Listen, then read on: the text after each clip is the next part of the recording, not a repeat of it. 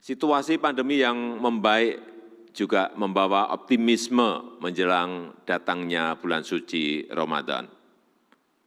Tahun ini umat muslim dapat kembali menjalankan ibadah sholat taraweh berjamaah di masjid dengan tetap menerapkan protokol kesehatan.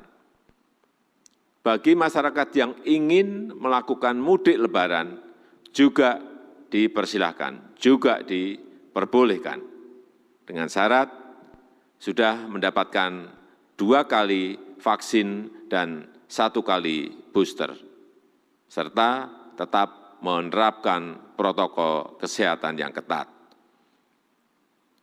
Namun, untuk pejabat dan pegawai pemerintah, kita masih melarang untuk melakukan buka puasa bersama dan juga open house. Semoga tren yang semakin membaik ini dapat kita pertahankan. Saya minta kita semuanya tetap menjalankan protokol kesehatan, disiplin menggunakan masker, rajin mencuci tangan, dan menjaga jarak. Terima kasih. Ya, sekarang saya akan tanya kepada Pak Sony. Pak Sony, ketika pemerintah di awal, baik pemirsa, ini tampaknya rekan saya sudah siap ini untuk bertanya bagaimana pendapat masyarakat terkait vaksin booster. Jadi mungkin saya pending dulu pertanyaan saya ini ke Pak Sony. Saya udah kepengen banget ya nanya kepada Pak Sony. Tapi ternyata kita juga harus tahu ini bagaimana ya pendapat masyarakat terkait vaksin booster. Sudah ada rekan saya yang sudah siap mengabarkan langsung dari Menteng. Silahkan. Baik, nah pemirsa, dengan diperbolehkannya kembali tahun ini untuk kita mudik, kemudian aktivitas keagamaan di bulan suci Ramadan seperti sholat taraweh dan juga sholat Idul Fitri, tentu ini menjadi kabar gembira soalnya sudah 2 tahun ini kita dalam keterbatasan. Nah, seperti apa sih pendapat masyarakat mendengar informasi yang langsung disampaikan oleh Presiden Jokowi kemarin? Kita tanyakan langsung. Ini saya berada di salah satu lokasi di Jakarta Pusat. Di sini adalah pusat kuliner, banyak masyarakat yang ada di sini. Mungkin ke sini dulu. Mbak, maaf, boleh izin numpang wawancara? Ya, boleh. Mbak siapa, Mbak? Nova. Mbak Nova, ini kan Presiden kemarin sudah menyatakan bahwa tahun ini boleh mudik, boleh sholat taraweh. Lah, Mbak Nova sebagai masyarakat, setuju nggak sih dengan kebijakan ini? Saya setuju dengan kebijakan ini. Alasannya kenapa, Mbak? Karena sudah 2 tahun ya kita nggak mudik, terus nggak sholat taraweh ya. Karena udah kangen aja gitu. Kangen ya? Iya. Artinya menyambut baik ya? Iya, menyambut dengan baik semuanya kok. Baik. Iya. Nah, dengan peraturan nanti kita harus booster dulu, setuju apa enggak? Salah satu syaratnya untuk mudik. Vaksin booster yang ketiga. Boleh sih ya. Boleh. Ya, saya pun setuju. Saya juga kok udah booster ya. Oke, baik. Makasih banyak Mbak Nova. Itu salah satu pendapat masyarakat yang juga setuju dan sudah lama menanti-nanti untuk bisa mudik, kemudian merasakan lebaran bersama dengan keluarga. Coba kita tanyakan lagi kepada masyarakat tentang adanya kebijakan ini. Soalnya di balik kebijakan ini tentunya ada salah satu persyaratan juga di mana masyarakat ini diminta untuk tetap melakukan booster sehingga mereka tidak perlu lagi melampirkan persyaratan apapun. Nah, coba kita tanya dengan beberapa warga yang saat ini mungkin di sini. Mbak, maaf, boleh izin wawancara, Mbak? Nggak apa-apa, Mbak ya? Oke, Mbaknya pakai masker dulu, taat protokol kesehatan ini pemirsa. Dengan Mbak siapa, Mbak? Okta.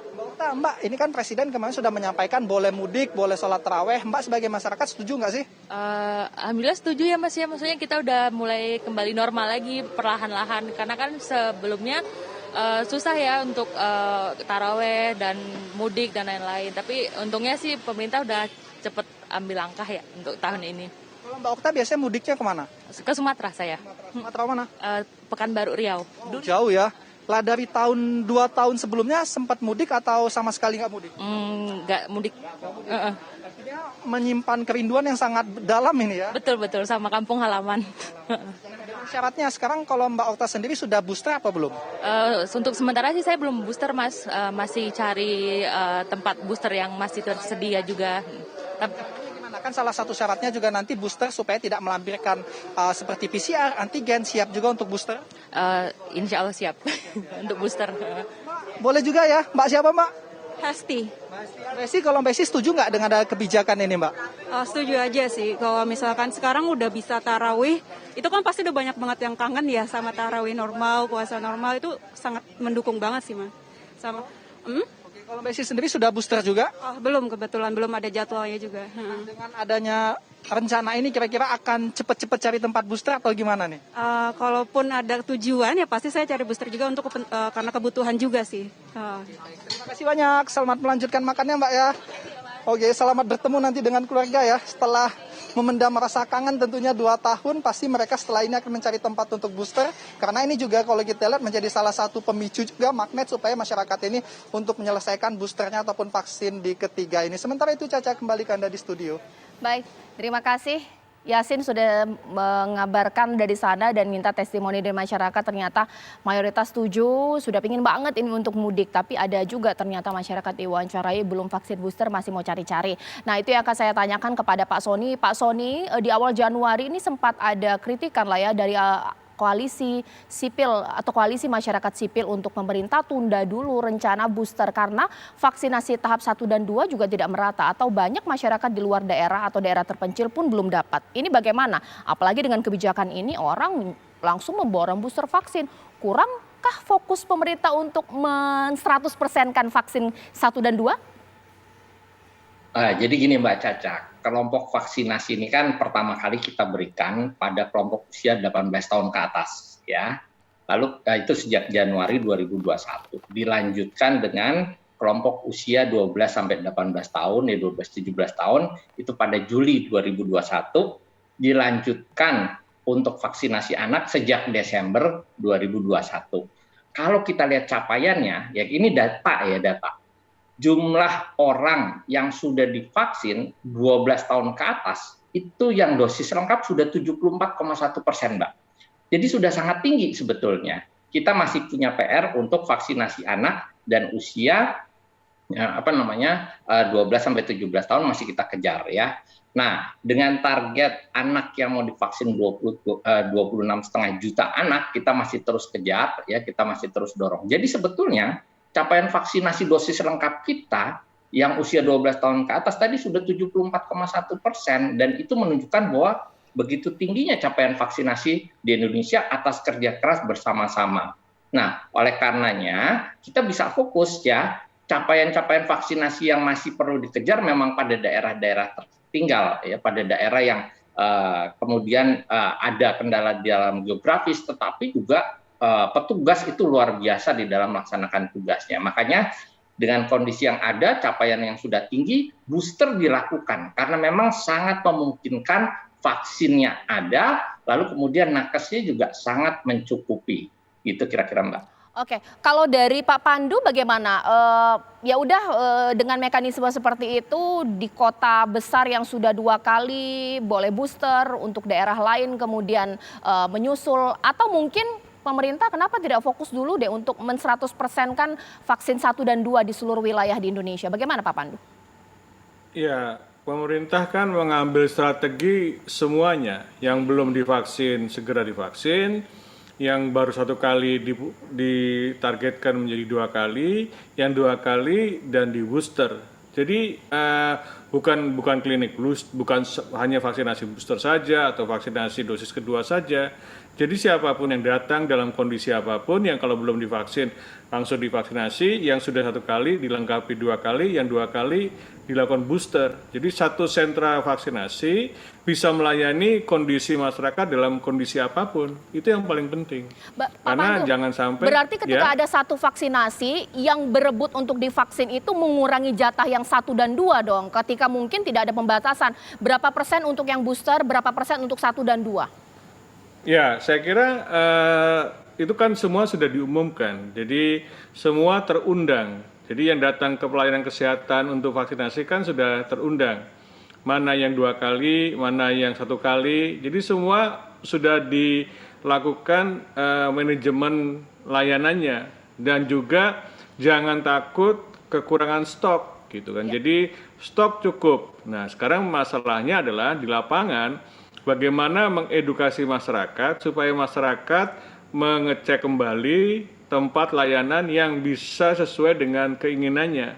Ada yang mau keinginannya dilengkapi menjadi 2 kali, atau yang diinginkan sudah booster, ada yang boosternya dengan vaksinasi tertentu, dan ada vaksinasi jenis lain. Oke. Jadi sebenarnya itu yang harusnya menjadi edukasi ke masyarakat dan diumumkan secara luas dan menjadi perhatian teman-teman di daerah untuk memberikan informasi kepada masyarakat seluas-luasnya. Bahkan nanti akan didorong tempat pelayanan booster di tempat terminal, di stasiun, di bandara. Dengan demikian masyarakat masih bisa melakukan vaksinasi dimanapun mereka berada. Oke, mungkin sekarang saya ke Dr. Yusuf. Dr. Yusuf, sebelum ada aturan mengenai boleh mudik tapi dengan booster, ini di lapangan sebenarnya banyak nggak sih masyarakat yang ngotot di sentra vaksinasi ingin dapat vaksin booster gitu? Mungkin dia belum daftar sebelumnya tapi pengen disuntik, bagaimana? Ya. Kebetulan saya membantu di Serviam. Jadi tiap hari itu kita melihat bagaimana antrian berbondong-bondong. Jadi ada yang lewat Google, mereka entry, tapi ada yang onsite, mereka datang. Itu tetap. Dan kita juga di Serviam itu selalu membuat yang mau vaksin anak-anak ada, kita siapkan Sinovac. Untuk AstraZeneca, untuk 1-2 kita siapkan. Untuk booster kita siapkan juga. Oke. Jadi kita lengkap kok. Oke, mungkin terakhir di sini saya ke Pak Sony dan singkat saja Pak. Jadi aturan ini akankah berubah kalau misalnya ada varian baru, jangan sampai sih sebenarnya, atau mungkin ada peningkatan kasus Pak, bagaimana? Kan Presiden mengambil keputusan tentu dengan data yang lengkap, Mbak Caca. Ya, udah jelas sekali masukan dari para epidemiolog, masukan dari para pakar, jelas sekali dengan tren data yang ada menunjukkan bahwa kita berani untuk mengambil keputusan memperbolehkan mudik. Jadi berbagai langkah mitigasi sedang disiapkan, ya. Kemudian juga aturan teknis pelaksanaannya juga sedang disiapkan. Intinya kita sedang dalam transisi bisa hidup lebih normal, tetapi dengan adaptasi kebiasaan baru.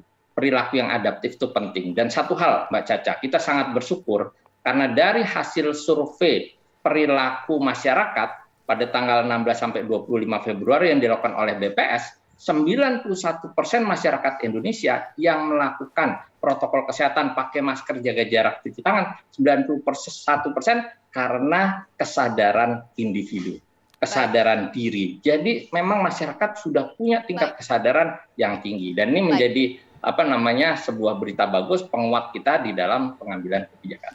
Baik, terima kasih Pak Sony, terima kasih Pak Pandu, terima kasih Dr. Yusuf. Kita tunggu aturan teknis atau aturan turunan pemirsa, mungkin jangan beli tiket dulu. Kita lihat bagaimana aturan lebih jelasnya lagi pemirsa, supaya Anda yang sudah booster bisa dengan tenang untuk mudik di tahun ini.